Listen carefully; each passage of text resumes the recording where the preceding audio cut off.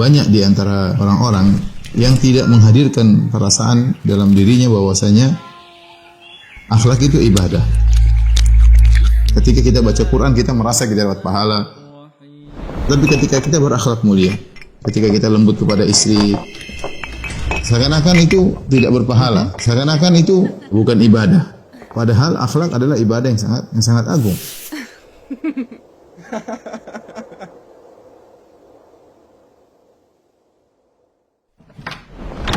Urgensinya akhlak yang mulia. Yang pertama, akhlak adalah poin yang besar dalam syariat karena Allah memuji khusus tentang sisi akhlak Rasulullah sallallahu alaihi wasallam ya. Kalau Rasulullah memiliki akhlak yang sangat agung, maka tentunya kita umatnya berusaha meniru Rasulullah sallallahu alaihi wasallam. Yang kedua, Nabi sallallahu alaihi wasallam diutus untuk menyempurnakan akhlak. Seakan-akan agama ini tujuan utamanya adalah untuk memperbaiki akhlak. Ini menunjukkan bahwasanya akhlak dalam Islam memiliki porsi yang sangat besar.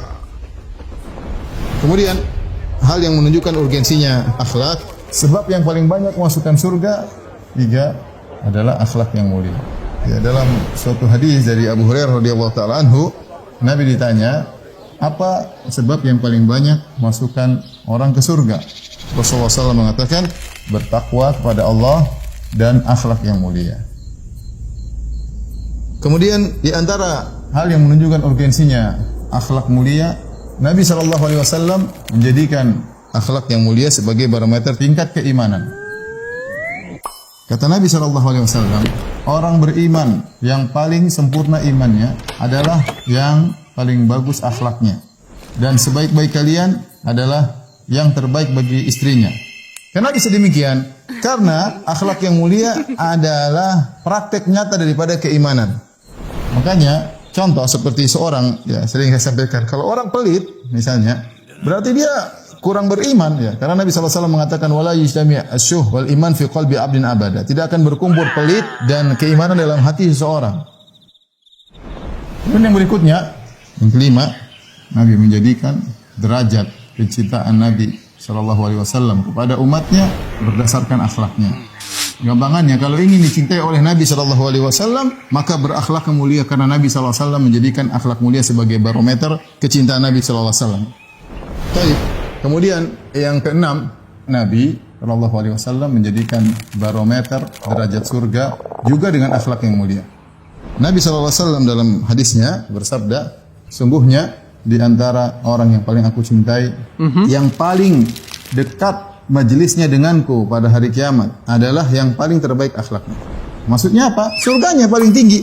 Semakin dia dekat dengan Nabi SAW, maka derajat surganya semakin tinggi. Semakin berakhlak mulia, maka derajat surganya semakin tinggi di sisi Allah Subhanahu wa taala. Kemudian selanjutnya, di antara hal yang menunjukkan urgensinya akhlak yang mulia, yaitu mudahnya kita berbuat baik kepada orang lain dengan akhlak mulia. Dalam hadis kata Nabi SAW, kalian tidak bisa meliputi atau memberikan harta kalian kepada banyak manusia. Akan tetapi bisa kalian memberi banyak orang dengan senyuman dan akhlak yang mulia. Maksudnya apa? Nabi ingin mengatakan kalian tidak bisa meliputi orang-orang dengan harta kalian. Kita mau sekaya apapun, setiap orang mau kita kasih bagi duit, ya uang kita akan habis. Kemudian susah, kita juga memberikan uang kepada orang tidak mudah karena kita memang dibuat secara naluri cinta kepada harta. Setiap ketemu orang kita kasih duit berat, kecuali Rasulullah SAW. Tetapi kata Nabi, kalian tidak bisa meliputi manusia dengan harta kalian, tetapi kalian mampu meliputi manusia dengan senyuman. Apa susahnya kita senyum sama banyak orang? Setiap ketemu orang, mau 1000 orang, mau 1 juta orang, mau di hadapan khalayak 1 juta orang, kita senyum, senyum kita dibagi untuk mereka semua, tidak susah, mudah. Itulah akhlak mulia. Yang terakhir, Nabi SAW berdoa untuk diberi akhlak yang mulia.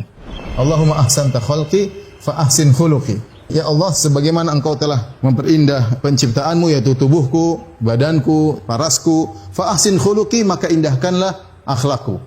Semua yang kita sebutkan tadi, ada sekitar 8 poin yang menunjukkan urgensinya akhlak yang mulia. Ini saya sengaja memaparkan satu demi satu, agar benar-benar menanamkan dalam diri kita bahwasanya akhlak mulia itu ibadah. Maka hati-hati dalam bertutur kata, hati-hati dalam menulis status, hati-hati dalam komentar, hati-hati dalam ketika berbicara, hati-hati dalam bersikap. Ya, ini semua adalah akhlak yang mulia dan diperhatikan oleh syariat Islam. Kenapa saya ingin sampaikan ini? Karena dari sini kita tahu akhlak mulia bisa kita raih dengan dari sananya. Ada orang dari sana yang baik, Ada akhlak mulia kita bisa peroleh dengan perjuangan. Setelah kita belajar, kita benar-benar scan diri kita. Jadi bikin daftar akhlak buruk saya, periksa. Oh, saya suka merendahkan orang, saya suka suudzon, saya suka merendahkan istri, saya suka merendahkan suami. Banyak kalau kita mau periksa. Kita kalau meriksa orang gampang, orang itu begini gampang. Periksa diri kita. Sekali-sekali scan diri kita. Kalau Anda nggak mampu scan, suruh istri scan diri Anda. Sayang, tolong scan diri akhlak saya. Oh, suamiku baru keluarlah istri karena Anda tuh begini suamiku. Oh, keluar semua, scannya teliti. Memang tidak semua perangai bisa berubah, tapi bisa berubah kalau orang berjuang bisa. Dari pelit jadi dermawan, dari penakut jadi pemberani. Bahkan Nabi memberikan pahala yang besar. Aku menjamin istana di surga bagian atas bagi orang yang memperbagus akhlaknya.